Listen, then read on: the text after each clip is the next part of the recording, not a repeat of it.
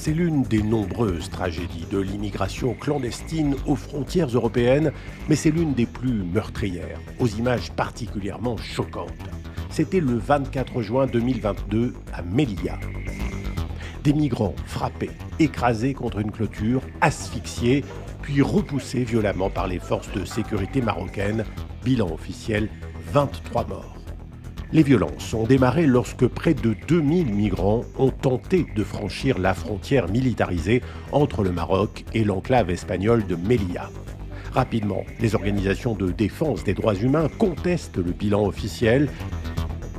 Amnesty International évoque jusqu'à 100 victimes. Le Maroc et l'Espagne nient tout usage excessif de la force et accusent les migrants d'avoir provoqué les violences. Aucune enquête indépendante n'a jamais été menée, mais ce drame a eu un impact profond, non seulement sur ceux qui en ont été témoins, mais aussi sur les routes migratoires à plus long terme. Billet retour à Melilla, c'est un reportage d'Armel Exposito et Céline Schmitt.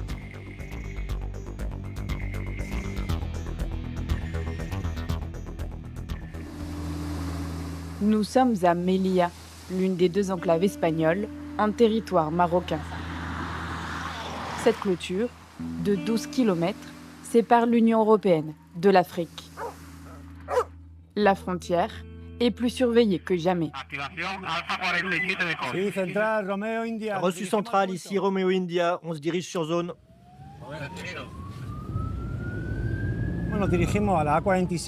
On se dirige en ce moment vers la zone A47. La centrale vient de nous communiquer que la clôture avait été activée et on va voir à quoi c'est dû. Ça pourrait être une tentative d'assaut. Aujourd'hui, exceptionnellement, nous sommes autorisés à suivre cette patrouille de la Guardia Civile. En quelques minutes seulement, une seconde équipe l'a rejoint pour lui prêter main forte. En principe, la zone est calme. La clôture est équipée d'un système de capteurs de mouvement et de chaleur qui s'active si un être vivant l'approche, et même dans certaines circonstances à cause du vent.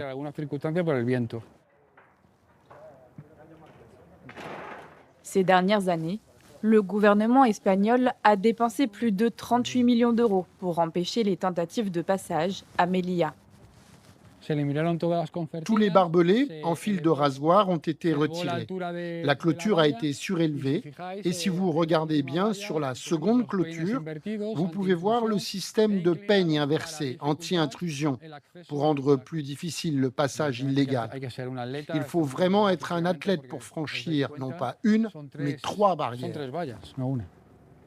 Elles atteignent jusqu'à 6 mètres de haut et sont devenues infranchissables. Un peu plus loin, le poste frontière de Barrio Chino. C'est ici qu'a eu lieu l'un des pires drames migratoires survenus aux portes de l'Union européenne. Le 24 juin 2022, près de 2000 migrants prennent d'assaut la frontière. Officiellement, 23 d'entre eux perdent la vie côté marocain, 100 selon les associations. Une affaire plus que gênante pour le gouvernement espagnol. Ici, personne ne souhaite la commenter. De l'autre côté de la Méditerranée, au sud de l'Espagne, Amar est l'un des survivants du drame. Bonjour, comment tu vas? Ça va, je cuisine de l'avoine pour le repas. Tu te sens bien ici? Oui, tout se passe bien, je suis content ici. Il vient d'emménager dans cet appartement avec Nefissa et 2 autres personnes. Ça, c'est notre salon. Il est très bien, très confortable. Avec mon colocataire, on paye 300 € par mois, 150 € chacun. Cet ouvrier agricole envoie chaque mois une grande partie de son salaire à sa femme et ses 2 enfants restés au Soudan.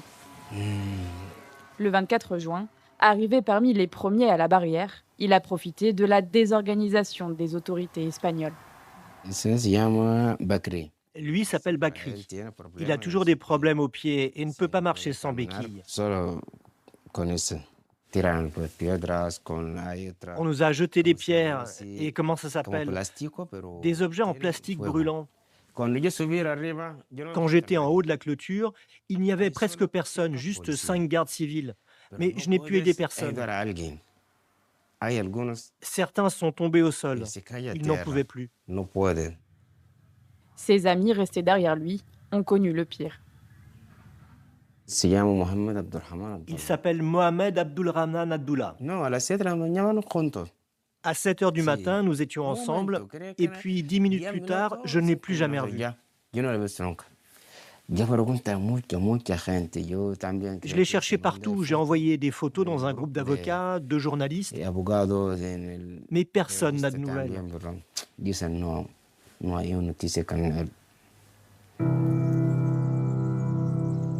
Est-il en prison? Mort? Les questions d'Amar restent sans réponse. À Lorca, il reconstruit sa vie auprès des siens. Saleh et Rafik, venus du Soudan, ont franchi la barrière de Melilla peu de temps avant lui. Ils ont eux aussi subi les exactions de la police marocaine. Il y a beaucoup de risques sur le chemin. Si la police t'attrape, elle te renvoie vers ton pays. Mais grâce à Dieu, nous sommes ici en Espagne.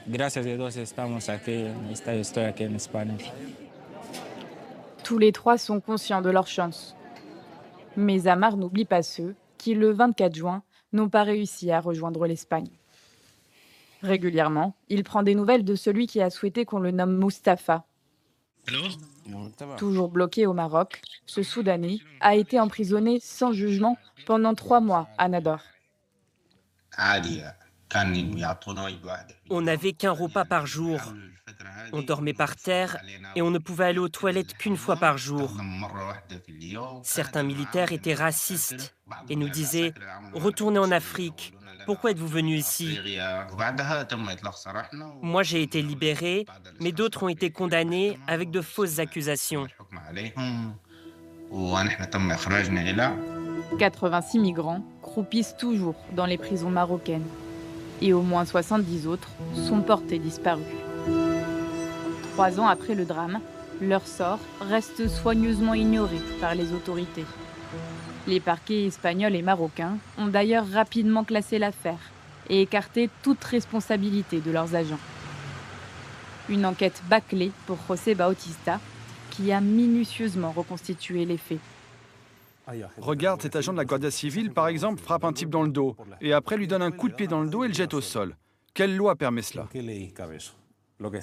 Ça, ce sont des agents de la Guardia Civile et des policiers marocains à Melilla, qui sont en train d'emporter des gens blessés, certains inconscients au Maroc. Un lieu où ils savent que leurs vies sont en danger, qu'ils ont été torturés, que la police les a maltraités quelques minutes avant. La police marocaine ramène 470 migrants, morts et vivants, de force sur son territoire.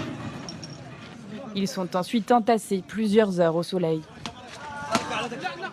Sur ces images, les agents marocains frappent un homme à terre avant d'en jeter un autre, violemment au sol. L'Espagne affirme qu'aucun des 23 décès n'a eu lieu sur son territoire. Un mensonge pour José Bautista.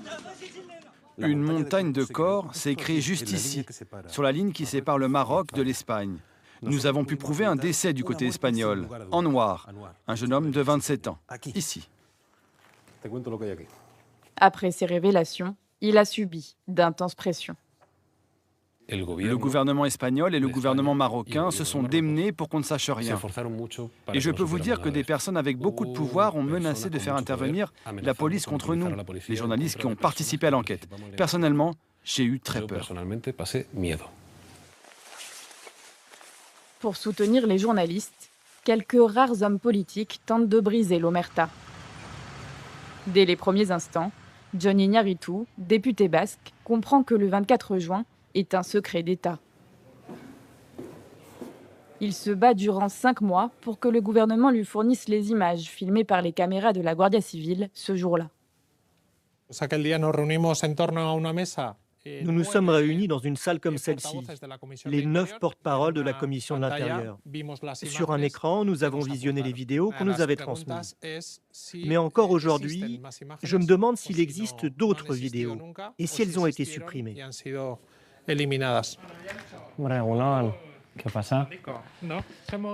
À l'époque, ces deux demandes de création d'une commission d'enquête parlementaire sont rejetées par les socialistes, la droite et l'extrême droite. Aujourd'hui encore, ces interrogations restent sans réponse. Ça, ce sont les questions écrites que nous avons formulées au gouvernement pour avoir plus d'informations. Nous l'avons interrogé sur l'équipement anti-émeute, mais il n'a pas voulu nous répondre. Il y a une volonté de cacher des choses. Pour Jon Iñárritu, cette tentative de dissimulation dépasse les frontières de l'Espagne. On est dans un processus d'externalisation des frontières. Le Maroc est en train de faire ce que l'Union européenne ou l'Espagne ne veulent pas faire. C'est évident que l'Espagne n'a pas voulu pousser plus loin l'enquête pour ne pas gêner le Maroc. En première ligne de cette politique migratoire, les gardiens de l'enclave de Melilla. Sergio est agent de la Guardia Civil. Il surveille la frontière depuis plus de 20 ans. Heureusement qu'on a des endroits comme la plage, des espaces ouverts. Ça permet de se libérer un peu du stress du travail.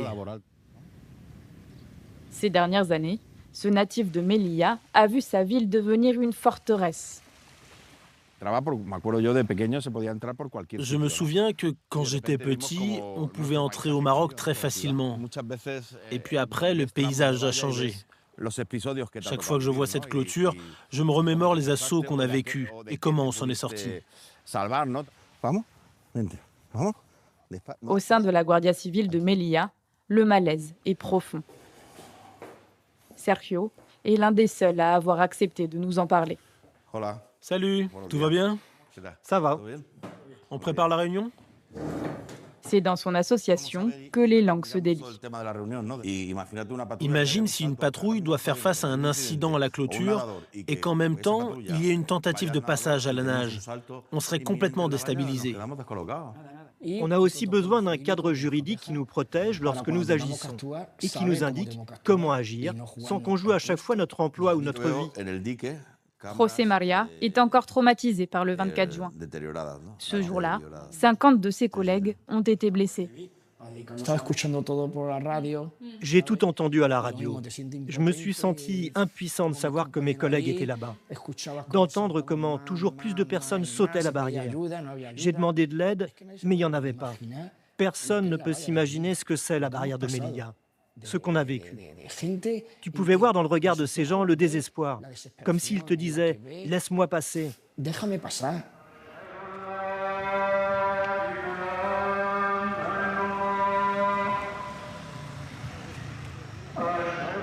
Maïté a elle aussi été témoin du drame.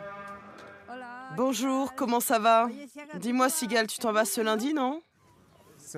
Cette ancienne professeure à la retraite vient en aide aux migrants depuis plus de 20 ans. Ah, tu as du travail, super. À Melilla, c'est dans ce centre que les survivants du 24 juin 2022 ont été hébergés. Contrairement à son habitude, Maïté n'a pas pu y accéder ce jour-là. Les migrants sont restés très peu de temps dans ce centre. Je pense que c'est parce que le ministère de l'Intérieur a eu peur qu'ils racontent leur histoire et ce qu'il s'était passé. Alors ils ont été envoyés rapidement ailleurs et surtout séparés les uns des autres. Pour moi, c'est une manière d'effacer ce qui s'est produit le 24 juin. Maïté craint de ne jamais connaître la vérité. Avec ses maigres moyens, elle tente d'aider de jeunes migrants. Je suis en train de préparer des sandwichs au poulet. Je fais ça pour les accompagner, honorer la mémoire de toutes les personnes qui ont franchi la frontière le 24 juin, mais aussi celle de tous ceux qui sont passés par là.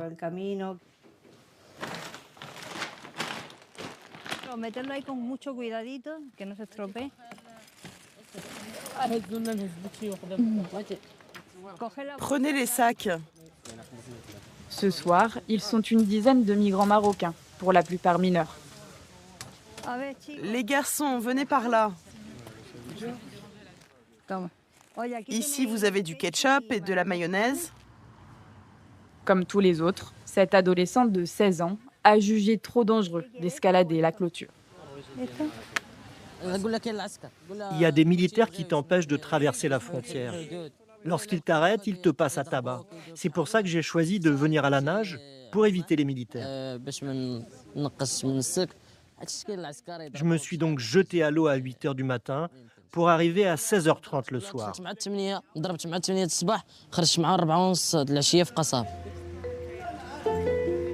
Le traumatisme du 24 juin dissuade aujourd'hui la plupart des migrants de franchir la frontière de Melilla. La plupart d'entre eux atteignent l'Union européenne par les îles Canaries. Une route bien plus dangereuse.